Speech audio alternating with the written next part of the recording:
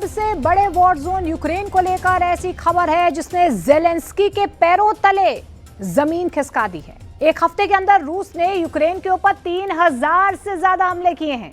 अगले 24 घंटे यूक्रेन के लिए बहुत गंभीर होने जा रहे हैं क्योंकि -10 डिग्री तापमान में पुतिन के हमलों ने ज़ेलेंस्की की सभी उम्मीदें खत्म कर दी हैं।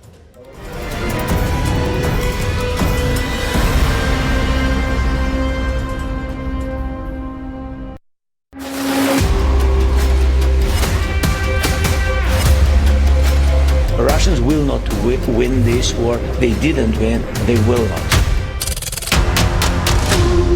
Don't tell us what we're going to feel. I'm not telling you. Because you're in no position to dictate that. Remember this. You're in no position to dictate what we're going to feel.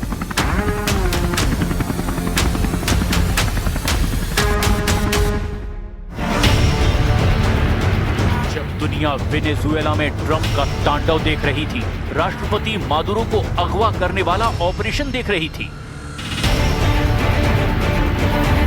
जब दुनिया Europe को हराने के लिए Trump का NATO break plan देख रही थी, ग्रीनलैंड को -10 डिग्री में गुस्से से उबलता हुआ देख रही थी,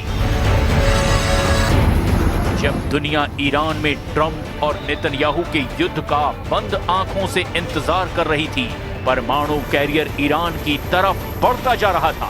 ट्रंप के खौफ में दुनिया इजराइल और अमेरिका का ऑपरेशन तेहरान देख रही थी। तभी पुतिन ने किया यूक्रेन पर ऐसा खतरनाक हमला कि ज़ेलेंस्की को भी समझ आ गया कि अब उनकी राजधानी में 100-200 नहीं, 1000-2000 नहीं, बल्कि कीव में ऐसा युद्ध होने वाला है जिसमें 4 लाख से ज्यादा लोगों की मौत तो सामने नजर आ रही है। 4 लाख का आंकड़ा कैसे सामने आया है?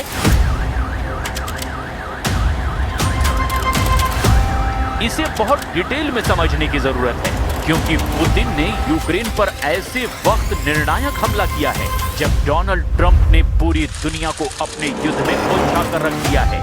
यूक्रेन की ग्राउंड रिपोर्ट में ज़ेलेंस्की को डराने वाली ऐसी खबर है जिसने पुतिन का हौसला और बढ़ा दिया है। यूक्रेन की राजधानी कीव में 15% मकानों को गर्म रखने के लिए संसाधन खत्म हो चुके हैं, या यूं कहें कि कीव में तापमान -10 डिग्री से भी नीचे जा रहा है। तब वहां की 15% आबादी पर ठंड वाला बम फट चुका है। कीव में इन मकानों में रहने वाले करीब 4 लाख लोग मौत का सामना कर रहे हैं। 4 लाख लोग अगर रूस के धमाकों से बच भी गए तो ये कहर ढाती सर्दी और बर्फबारी इन 4 लाख लोगों को खत्म कर देगी।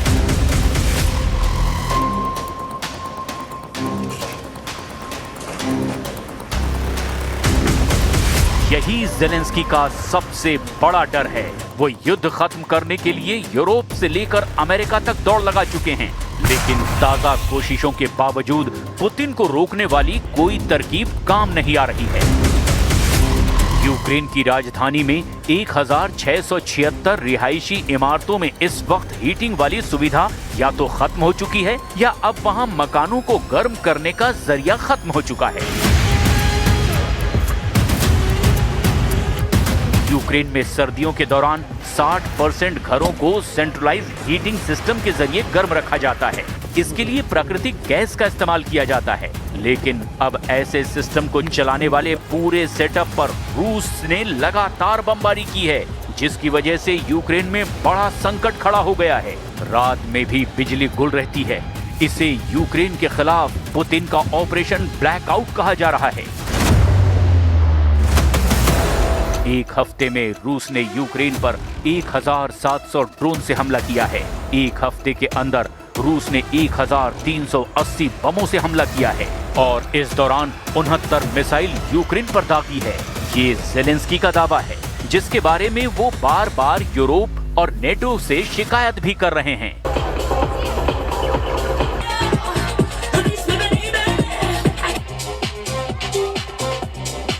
कीव के लोगों का हौसला कायम रहे, रूस का खौफ न पसर जाए, इसके लिए यहाँ के लोगों की कोशिश देखिए।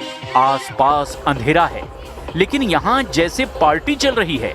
एक वॉलीबॉल कोर्ट को डांस फ्लोर बना दिया गया और यहाँ करीब 200 लोग जमा होकर जैसे जश्न मना रहे हैं। ये वो लोग हैं जिनके घर अंधेरे में डूबे हुए हैं, क्योंकि रूस की मिसाइलों और ड्रोन हमलों ने वहाँ की बत्ती गुल कर दी है। Наших сусідів, наших друзів, щоб трошечки погрітися біля мангалу, посмажити трошечки м'яса, вугілля. І так вийшло, що ми думали, що буде 15 людей, а прийшло в 10 разів більше. Було 150 людей.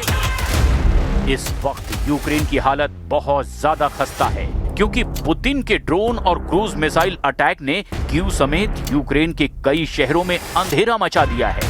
पुतिन की सेना अब यूक्रेन के उन ठिकानों पर हमला कर रही है जहां से बिजली सप्लाई होती है, लिहाजा यूक्रेन के शहर अंधेरे में डूबे हुए हैं। हड्डी गला देने वाली सर्दी से पहले ही यूक्रेन पर ऐसे खतरनाक हमले। पुतिन का ऑपरेशन ब्लैकआउट कहा जा रहा है, जिसमें पुतिन के अंदर अब यूक्रेन के लिए रहम की कोई जगह नहीं बची। इस ऑपरेशन ब्लैकआउट को टक्कर देने के लिए ज़ेलेंस्की अब लॉन्ग रेंज वाले हथियार चाहते हैं, ताकि रूस के ऐसे ठिकानों पर जवाब दे सकें जहां से पुतिन यूक्रेन पर लंबी दूरी के अटैक लॉन्च कर रहे हैं। Передусім, це двосторонні гарантії безпеки з Сполученими Штатами Америки. Документ готовий на 100%.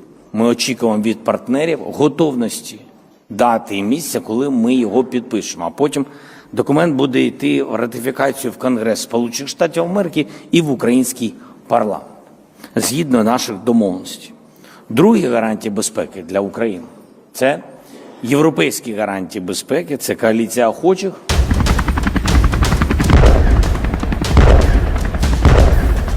ज़ेलेंस्की के बाजुओं को मजबूत करने के लिए डोनाल्ड ट्रंप ना सही तो यूरोप ही सही, यूरोप के कई देशों ने अपने हथियार गोदाम खोलने का फैसला किया है। पुतिन से और लंबा युद्ध लड़ने के लिए अब यूरोप ने यूक्रेन को कांटेदार हथियार सप्लाई करने की तैयारी कर ली है।